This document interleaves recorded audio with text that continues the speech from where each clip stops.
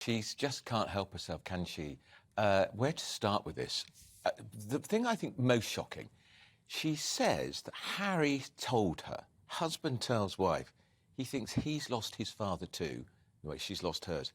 If he did tell her that, why is she revealing that to a New York magazine? Isn't that incredibly private? This is a woman who says her privacy is constantly invaded by my newspaper, other newspapers, revealing something that Harry had told her in confidence, which they then have to put a statement out, getting it clarified a few hours later by that chap who wrote the book all about them, which again revealed lots about their private life, saying, actually, that's not quite what she meant. Yes, it is, because I've read it 3 times. But what did she mean? Well, yeah, exactly, what did she mean?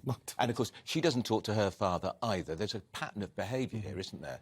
Harry has been torn away from his family, no mention of William and Kate. This extraordinary claim that she was told when she went to some West End show that South Africa regarded her entry into the British royal family is the same significance as the freeing of Nelson Mandela from prison. Oh, my God, how can she believe any of that? The Messiah complex, you could say. Is this the same West End show we were trying to remember, The Lion King, when her husband was touting for business? He was. On the red carpet. That's exactly what he was doing. Saying, what an eventful night that was for her. Yeah, I know. It is extraordinary. You read that and there's absolutely no prospect now of any rapprochement with the royal family. But do you think that actually this could trigger further action against them from the royal family? Because, you know, this is the anniversary of Princess Diana's death this week. You'd have thought Harry might have thought about that. For Harry and indeed for William. And here she is talking about him losing his father. Well, actually, these guys lost their mother. They did. And he's lost his father because of her. In the most tragic circumstances. I think what you may find is everyone will wait for the Queen to pass and then the game may change. People may not be as tolerant and forgiving of her, and there may be some response to the warblings of this woman, who is a professional victim. She is, and there's so many inaccuracies in there. She suggests that the British press, somebody in the British press, referred to her children with the N-word. Well, she says more than one person. More than one person. Name them, if that is the case. Who are they? Terrible accusation to make. And I mean, listen, I was saying earlier, I mean, people that we know in our business, there may be some vile characters, whatever. How surprising would it be to you, because I know it would be hugely surprising to me, if you were rubbing shoulders with someone who would use that word?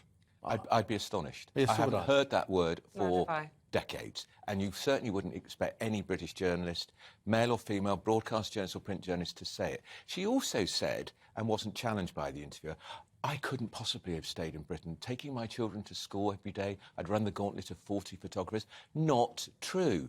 Kate Middleton takes her children to school every day. You don't see any photographs of it. There's an agreed photo call on the first day at school. We see all that with Charles back in the 50s, and all of them. And then the media stay away. They do, and she must know that. She's just watching The Crown too much, isn't she? Well, she just wants sympathy. She wants the whole time it to be about her and sympathy. And she also, I thought it was really bizarre, they bought this house worth £11 million. They didn't even go inside it. She was just wandering around the garden and liked the garden, thought, oh, we'll buy that. Where's all this money coming from? Netflix, which is why she's got to keep slagging off the royal family to make her currency. She's got to keep controversial. She does. But it just really jars, doesn't it, when we spend all our morning talking about the cost of living crisis. We're seeing, you know, we've got pictures of people drowning in the floods in Pakistan. Terrible. There's so much abject misery around the world. And yet there she is in her $11 million palace in Montecito, feeling sorry for herself. I know. Having lived in a house of a very rich American man, first of all, they never even met him.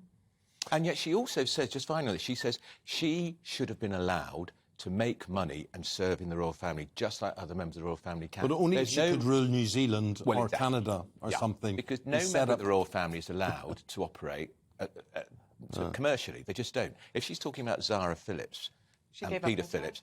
Well, yeah, and she never had any titles from the beginning, and she's not on the civil list, and they don't work for the royal family. They just happen to be. But she is a control freak. During this interview, she says to the interviewer, please record, if I don't make a sentence, if I don't complete a sentence, whatever, as you've just done, Andrew coughed, a guttural sound there.